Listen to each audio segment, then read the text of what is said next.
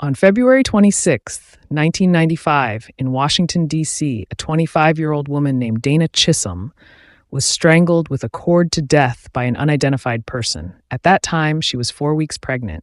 And what hurts the most is that 30 years after her death, her killer has never been found.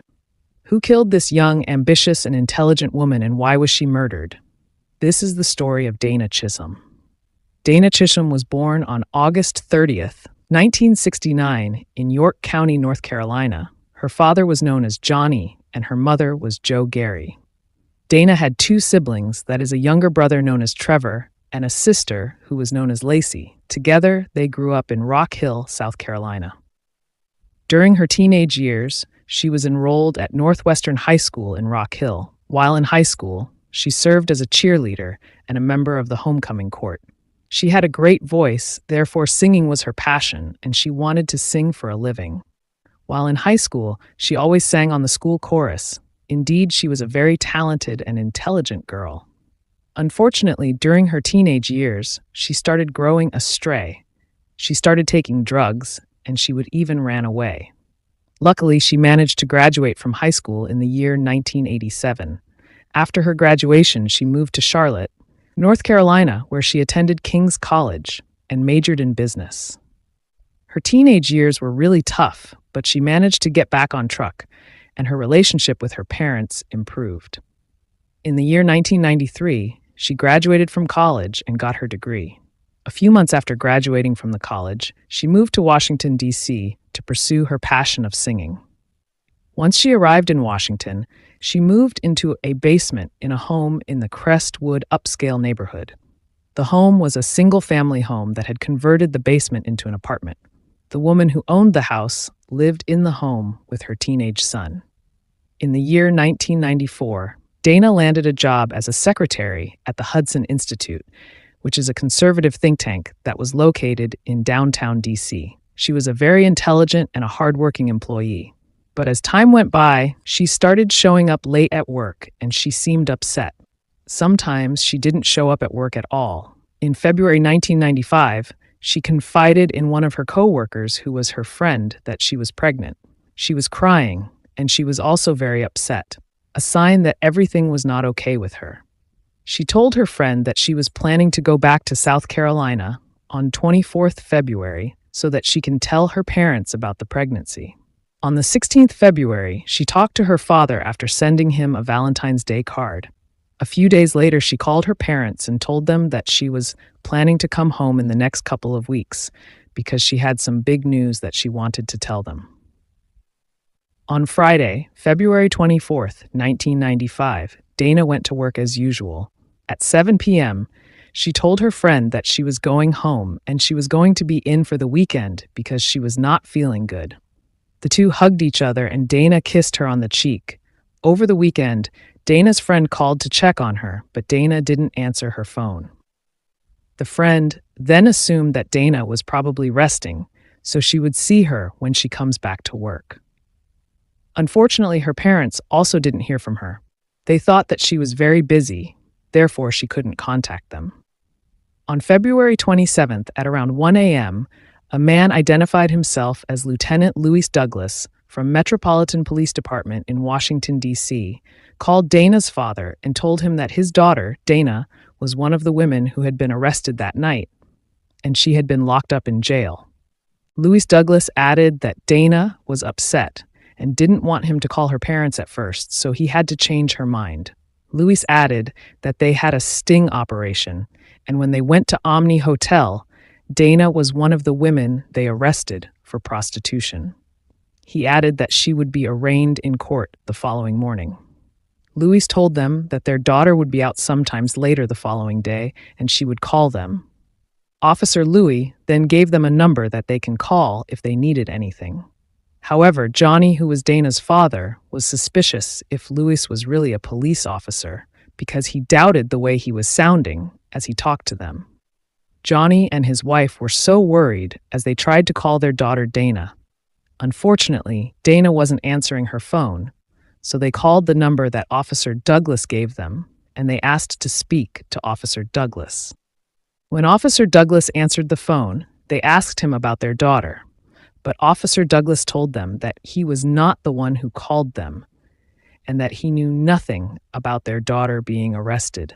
He also told them that he had no idea why the person who called them had given them his number.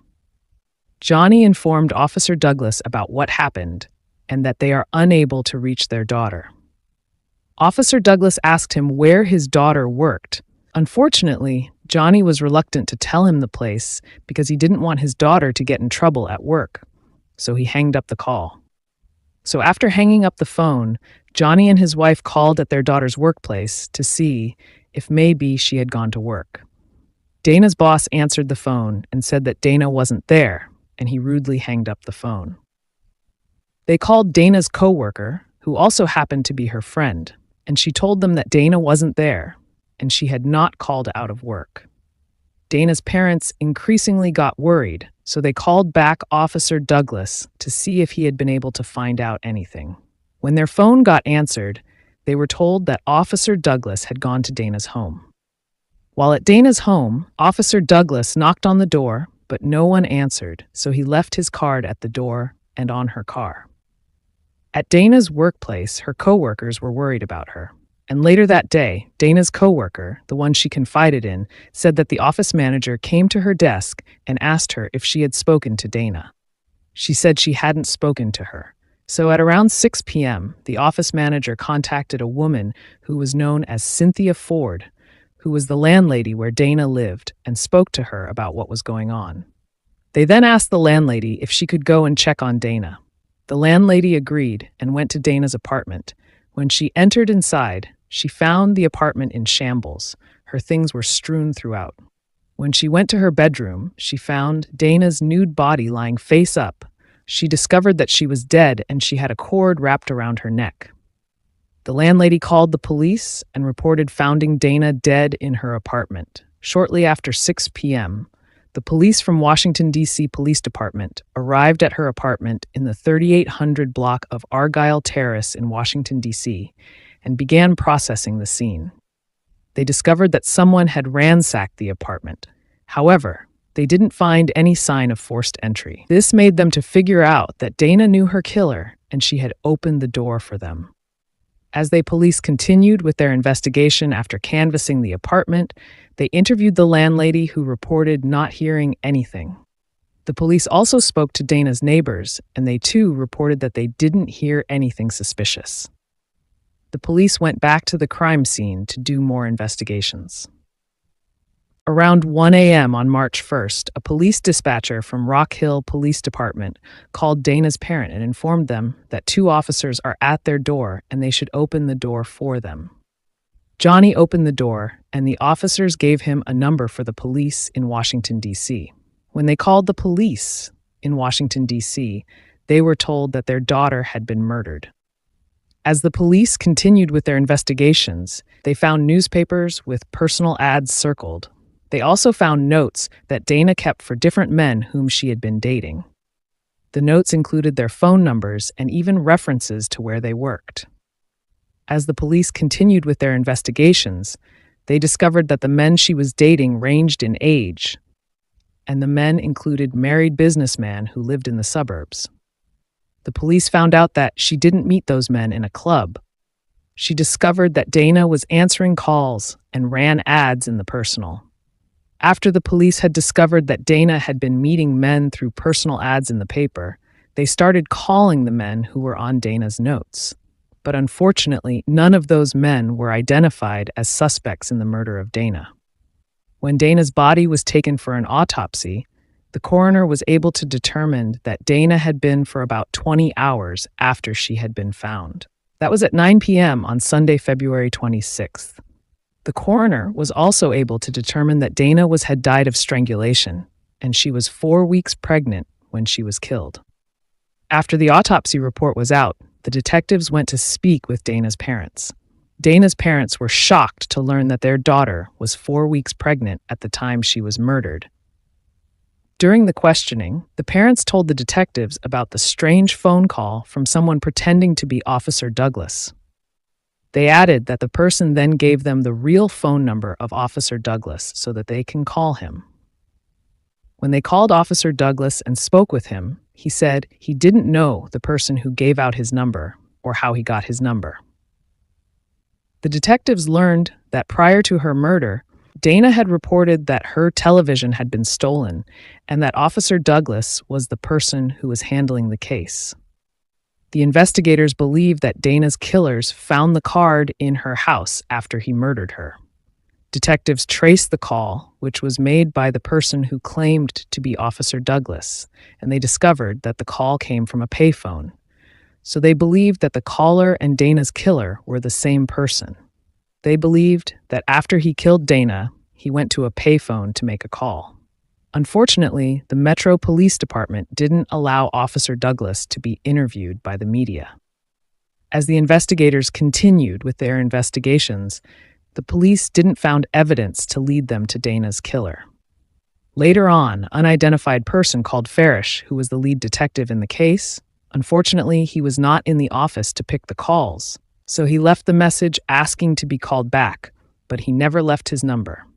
A few weeks later, the man called Detective Farish, and luckily enough, he was at his desk and he received the call. The man called the detective that Dana was murdered because of her lifestyle.